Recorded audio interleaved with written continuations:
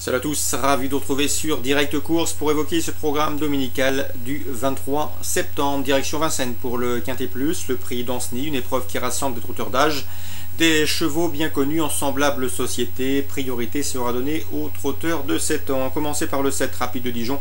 Il vient de préparer cette course en se présentant sur l'herbe à Écomois. Il a progressé là-dessus. Sachez également qu'il sera déféré des 4 pieds pour l'occasion, chose qui n'était pas le cas en dernier lieu. En outre, Thierry Ravetot, son entraîneur, s'attache les services d'un pilote, en l'occurrence Frotte Nivard, vous l'aurez compris. C'est une toute première chance que ce numéro 7 Rapide de Dijon, qui a prouvé à maintes reprises qu'il valait à l'eau comme celui-là.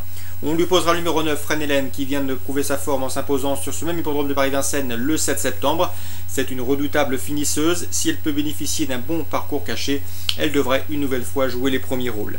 Le 4, Rio d'Aberne, qui n'a plus à faire ses preuves à ce niveau. Il vient de prouver sa forme en se classant deuxième à Rambouillet. Une confirmation est attendue.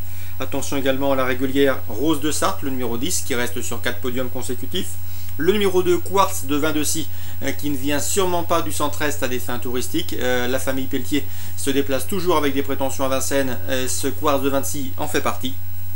Le 11, Rio Nero, qui a remporté 3 de ses 5 dernières courses publiques, doit pouvoir également tirer son épingle du jeu, tout comme le 14, Rickshaw, qui vaut en lot comme celui-là. Malheureusement, le pensionnaire de Jarmo Niskanen se montre souvent fautif au départ, c'est son principal défaut. S'il part sur la bonne jambe, il a un premier rôle à jouer. S'il consent et s'il concède plusieurs mètres au départ, sa tâche sera plus compliquée.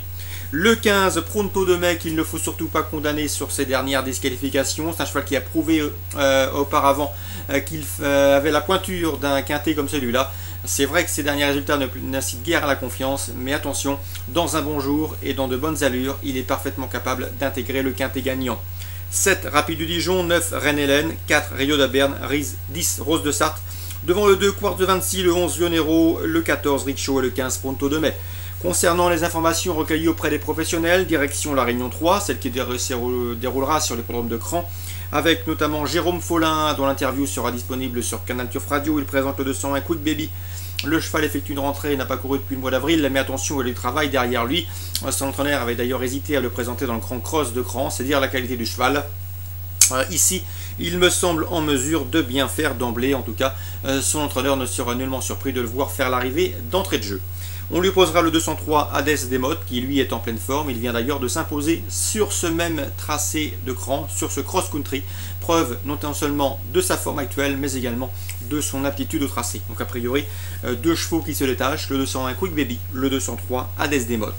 Dans la suivante, pas mal d'infos, notamment Christian Le Gaillard qui est confiant que le 310 AIJ. Confiant car son cheval est au mieux, il reste sur 2 places de deuxième, monté par une cavalière efficace. Selon lui, AIJ mérite de figurer en très bon rang dans vos jeux. On lui opposera le 305 Lemon River qui vient de s'imposer avec sa cavalière de jour, à savoir Alexia Linder, c'était sur les l'hippodrome de Tours. Rien ne s'oppose à une confirmation au dire de Norbert Linder, dont l'interview est également disponible dans notre rubrique des interviews. Je le reposerai à ce 310 et à ce 305, les 2 protégés de Joël Boinard, le 304 Sanisa, le 311 Neo Seves, qui restent tous deux sur des tentatives qui prouvent leur bonne forme actuelle.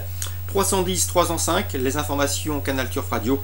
Pour les jumelés trio, on peut leur associer le 4 et le 11. Et on termine par Alain Couetil dans la dernière. Il présente le 905 Aeros. Le cheval reste sur 2 victoires consécutives, je vous les avais conseillé. Alain Couetil était confiant, les chevaux n'ont pas déçu, notamment ce 903 Euros. Il vient de s'imposer à Staubriand et au Sable d'Olonne. Cette fois-ci, il monte quelque peu d'un étage, mais il peut confirmer au dire de son mentor. Il peut en tout cas lutter avec le 904 Everglades qui compte 2 courses, 2 victoires. Bref, voir son comportement au niveau supérieur sera très intéressant.